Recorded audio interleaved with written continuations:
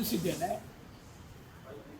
ಇವತ್ತೇನು BJPಯ ಆಂತರಿಕ ಬೆಳವಣಿಗೆ ನಡೀತಾ ಇದೆ, ಶೋಭಾ ಮೇಡಮ್ಗೆ ವಿಜೇಂದ್ರ ಕಂಡ್ರು ಅಸೂಯೆ, ಅಧ್ಯಕ್ಷ ಆಗಿರ್ತಕ್ಕಂಥದ್ದು ಶೋಭಾ ಮೇಡಮ್ ಸಹಿಸೋಕ್ಕಾಗ್ತಾ ಇಲ್ಲ. ಅದೇ ರೀತಿಯಲ್ಲಿ ಅಶೋಕರಿಗೂ ಕೂಡ ವಿರೋಧ ಪಕ್ಷದ ನಾಯಕ ಆಗಿರ್ತಕ್ಕಂಥದ್ದು ಶೋಭಾ ಕರಂದ್ಲಾಜೆಗೆ ಅಸೂಯೆ. ಇವರಿಬ್ಬರನ್ನು ಕೂಡ ಏನಾದರೂ ಮಾಡಿ ಕೆಟ್ಟ ಹೆಸರು ತರಬೇಕು ಅಂತಕ್ಕಂಥ ದುರಾಲೋಚನೆಯನ್ನು ಮಾಡಿ ಇವತ್ತೆಲ್ಲ ಏನು ಬೆಳವಣಿಗೆ ಆಗ್ತಾ ಇದೆ, ಈ ಬೆಳವಣಿಗೆಗೆ ಶೋಭಾ ಕರಂದ್ಲಾಜೆ ಮೂಲ ಕಾರಣ. ಇವರಿಬ್ಬರನ್ನು ರಾಜಕೀಯವಾಗಿ ಮುಗಿಸಿದ್ರೆ ನಾನು ರಾಜಕೀಯವಾಗಿ ಇನ್ನೂ ಮೇಲ್ ಬರ್ಬೋದು ಅಂತಕ್ಕಂಥ ಆಕಾಂಕ್ಷೆಯನ್ನು ಈ ಅಮ್ಮ ಇಟ್ಕೊಂಡಿದ್ದಾಳೆ. ದಯವಿಟ್ಟು 62 ಜನನ ಶಾಸಕರನ್ನ ಧರ್ಮಸ್ಥಳಕ್ಕೆ ಕರ್ಕೊಂಡು ಹೋಗ್ತಕ್ಕಂಥ ನೆಸೆಸಿಟಿ ಇಲ್ಲ. ಈ ಅಮ್ಮನ್ನ ಕರ್ಕೊಂಡೋಗಿ ಒಬ್ಬರನ್ನ ಪ್ರಮಾಣ ಮಾಡಿಸಿದ್ರೆ ಎಲ್ಲ ವಿಷಯಗಳು ಹೊರಗಡೆ ಬರ್ತವೆ. ಜೊತೆಗೆ ನಮ್ಮನ್ನ ಒಬ್ಬರನ್ನ ಭಾರತೀಯ ಜನತಾ ಪಕ್ಷದವರು ಎಕ್ಸ್ಪೆಲ್ ಮಾಡಿದ್ದಾರೆ. ನಮ್ಮ ಬಗ್ಗೆ ಮಾತಾಡ್ತಕ್ಕಂಥದ್ದು ಎಮ್ಮನಿಗೆ ಏನು ನೆಸೆಸಿಟಿ ಇದೆ? ಕೇಂದ್ರ ಸರ್ಕಾರದ ಸಚಿವೆಯಾಗಿ ಒಂದೇ ಒಂದು 8 ಕಾನ್ಸ್ಟಿಟ್ಯೂಯನ್ಸಿಲಿ ಒಂದೇ ಒಂದು ಡೆವಲಪ್ಮೆಂಟ್ ವರ್ಕು ಕೂಡ ಮಾಡ್ತಕ್ಕಂಥದ್ದಿಲ್ಲ.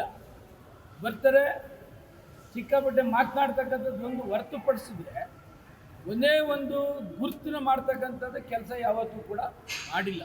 ಇವತ್ತು BJPಯ ಆಂತರಿಕ ಬೆಳವಣಿಗೆಗೆ ಶೋಭಾ ಕಾರಣನೇ ವಿನ ಇನ್ಯಾರೂ ಕೂಡ MLAಗಳು ಕಾರಣರಲ್ಲ. ಇವರಿಬ್ಬರನ್ನು ಪದಚ್ಯುತಿಗೊಳಿಸಬೇಕು, ಇವರಿಬ್ಬರಿಗೂ ಅವಮಾನ ಮಾಡಬೇಕು ಅಂತಕ್ಕಂಥದ್ದೇ ನನಗಿರ್ತಕ್ಕಂಥ ಮಾಹಿತಿ.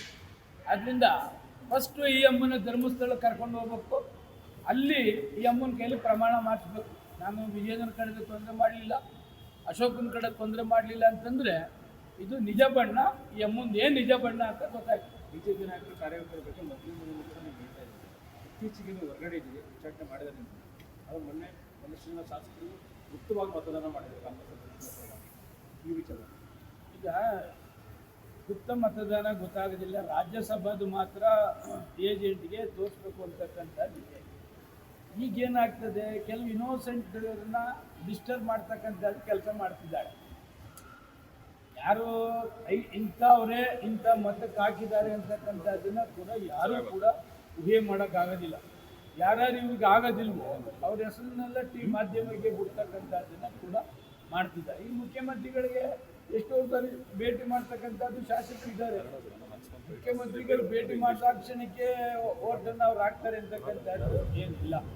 ಆಂತರಿಕ ಬೆಳವಣಿಗೆ, ಆಂತರಿಕ ಇವರಿಬ್ಬರು ಕೂಡ ಅಸೂಯೆ ಪಡ್ತಕ್ಕಂಥದ್ದು ಈ ಅಮ್ಮನ ಚಾಳಿ. ಅದರಿಂದ ಒಬ್ಬರ ಹೆಸರನ್ನ ಇನ್ನೊಬ್ಬರ ಹೆಸರನ್ನ ತಳುಕಾಗ್ತಕ್ಕಂಥದ್ದನ್ನು ಕೂಡ ಮಾಡ್ತಿದ್ದಾರೆ ವಿನ ಬೇರೆ ಇನ್ನೇನು. ಸರ್, ಈಶ್ವರಪ್ಪ ಅವರು ಹೇಳಿದ್ದಾರೆ, ಯಾರು ನಾವು ಕಾಂಗ್ರೆಸ್ಸಿಂದ 19 ಜನ ಕರ್ಕೊಂಡು ಅವತ್ತಿನ ನಮ್ಮ ಪಕ್ಷ ಹಾಳಾಗಬೇಕು.